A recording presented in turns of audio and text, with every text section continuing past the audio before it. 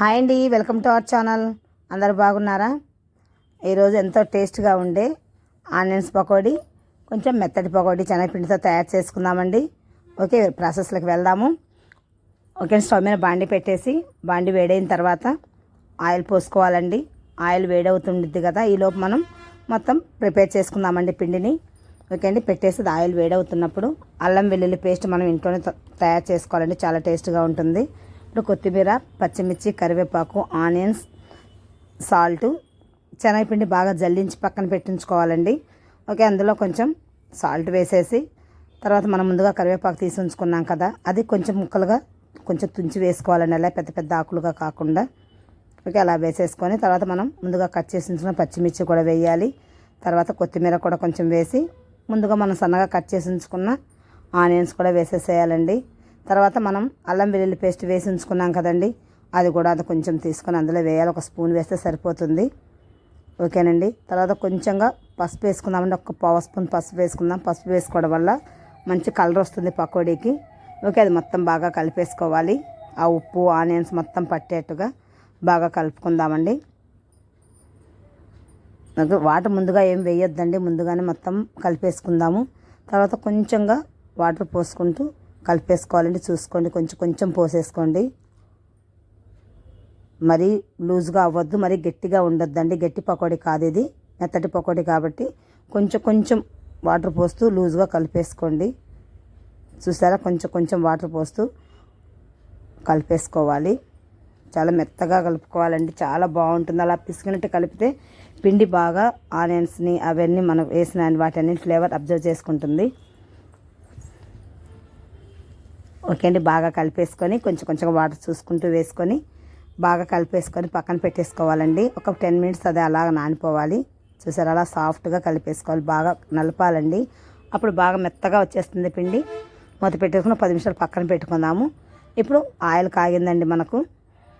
తీసుకెళ్ళి అందులో కొంచెం కొంచెంగా మనం పకోడీ వేసినట్టుగా వేయాలి. కొంచెం పెద్ద ముక్కలుగా వేసినా పర్లేదండి, మెత్తటి పకోడీ కాబట్టి. అలా కొంచెం కొంచెంగా వేసుకుంటూ బాగా కలిపేసుకోవాలండి. ఒక నిమిషం కలపకుండా అలా ఉంచేసామనుకోండి కొంచెం గట్టి పడుతుంది పకోడీ, లేదంటే సన్న సన్న ముక్కలుగా విడిపోతుంది. ఓకే అండి, అలా వేగుతూ ఉంటుంది. మధ్య మధ్యలో ఒకసారి కలుపుతూ కొంచెం ఫస్ట్ హై ఫ్లేమ్లో పెట్టుకోండి.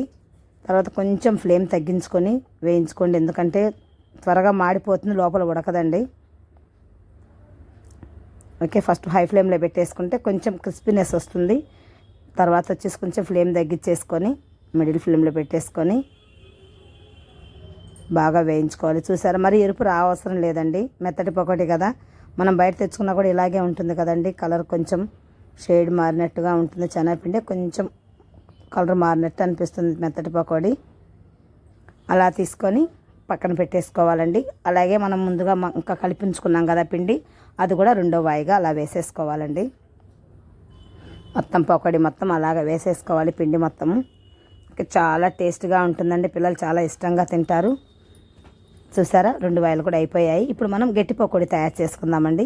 దానికి కూడా జల్లించి పెట్టుకుంచుకున్న శనగపిండి, అల్లం వెల్లుల్లి పేస్టు, పచ్చిమిర్చి, కొత్తిమీర, కరివేపాకు అన్నీ రెడీ చేసి ఉంచుకోవాలి. ఇప్పుడు 1 బై 1గా అందులో వేసుకుంటూ మొత్తంగా కలిపేసుకోవాలి. చూసారా, ఆనియన్స్ బాగా అట్లా నలిపినట్టు వేస్తే ఆనియన్ విడిపోతూ సన్న స్లైసెస్గా తయారవుతుందండి. అలాగే లావుగా వేసుకున్నామంటే పకోడీలో మొత్తం ఆనియన్సే కనిపిస్తుంది కానీ పిండి ఏం కలవదు సరిగ్గా. అందుకని మనం పిండి కలుపుకునేటప్పుడు కూడా అలా వేసుకోవాలి. ఓకే, అవన్నీ వేసేసి కొంచెం సాల్ట్ వేసుకోవాలండి. ఒక పావు స్పూన్ పసుపు వేసుకొని బాగా అదంతా పిండికి పట్టేట్టుగా బాగా కలిపేసుకోవాలండి. ఇది కొంచెం గట్టి పకోడీ కాబట్టి కొంచెం వేడి చేసుకుని ఆయిల్ని ఒక 2 స్పూన్ల ఆయిల్ వేసేసుకోవాలండి, ఎందుకంటే క్రిస్పీనెస్ వస్తుందన్నమాట బాగా. చూసారా, అలా బాగా నలుపుతూ మొత్తం పిండిని మొత్తం ఆయిల్ మొత్తం పిండికి పట్టేట్టుగా కలుపుకోవాలండి. జస్ట్ అలా కలపడం కాదండి, మనం గోధుమ పిండి ఎలా పిసుకుతామో చపాతీకి అలా పిసకాలండి. దానివల్ల ఆనియన్స్ బాగా విడిపోయి బాగా ఒక్కొక్కటిగా విడిపోయి బాగా నీట్గా కనిపిస్తాయి అందులో. ప్లస్ వచ్చేసి మనం వేసినప్పుడు కూడా పకోడీ బాగా కరకరలాడుతూ ఉంటుందన్నమాట. ఓకే, బాగా కలిపేసుకొని కొంచెం కొంచెంగా వాటర్ వేసుకుంటూ కలుపుకోవాలి. సేమ్ చపాతీ ముద్దలా కలుపుకోవాలండి, మరి అంత గట్టి కాకపోయినా కొంచెంగా చపాతీ ముద్ద ఇంచుమించు అలాగే కలుపుకోవాలి.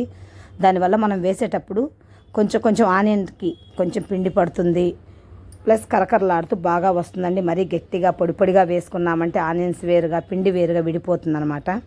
అలా చూసారా, నేను చూపించిన విధంగా కలిపి ఒక 10 నిమిషాలు అది కూడా పక్కన పెట్టేసి ఉంచుకోవాలండి. కొంచెం నానుతుందనమాట.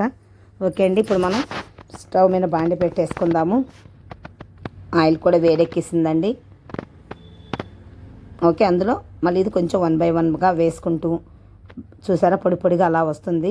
మనం అదే కొంచెం పొడిగా కలిపామనుకోండి, వాటర్ లేకుండా వాటర్ తక్కువగా పోసుకొని అది పిండి విడిగాను ఆనియన్స్ విడిగా విడిపోతూ ఉంటుంది. అలా అసలు టేస్ట్ ఏం బాగోదు.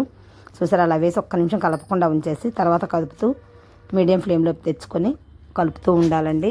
కొంచెం షేడ్ మారిపోతుంది. మన తెల్ల పకోడీ కంటే ఈ పకోడీ బాగా రెడ్ షేడ్లో రావాలండి. తెల్ల పకోడీ పెద్దగా అవసరం, మెత్తటి పకోడీ పెద్దగా కలర్ మారిన అవసరం లేదు. ఇది మాత్రం రెడ్ షేడ్లోకి రావాలి. చూసారా, ఫుల్గా కలర్ మారిపోయింది. మనం బయట స్వీట్ షాపుల్లో తెచ్చుకున్నట్టుగానే ఉంటుంది.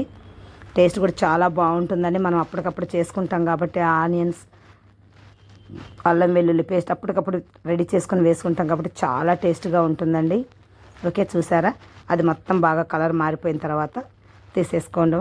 మళ్ళీ మనం సెకండ్ వాయి కూడా అలాగే వేసుకోవాలండి. మిగిలిన పిండి ఉంది కదా, అది కూడా అలాగే వేసేసుకోవాలి.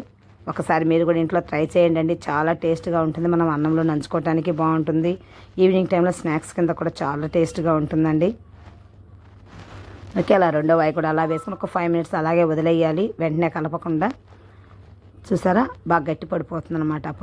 అప్పుడు మొత్తం కలిపేసుకుంటే కొంచెం కొంచెంగా కలర్ మారుతూ బాగా వేగుతుందండి.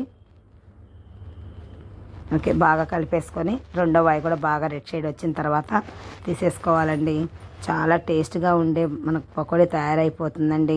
మీ ఇంట్లో ఎప్పుడు కావాలన్నా అప్పుడు ఒక 5 minutesలో రెడీ చేసేసుకోవచ్చండి.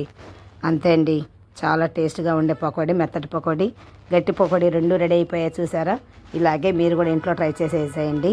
ఓకే, ఈ వీడియో మీకు నచ్చినట్టయితే లైక్ చేయండి, షేర్ చేయండి, సబ్స్క్రైబ్ చేయండి. Thank you.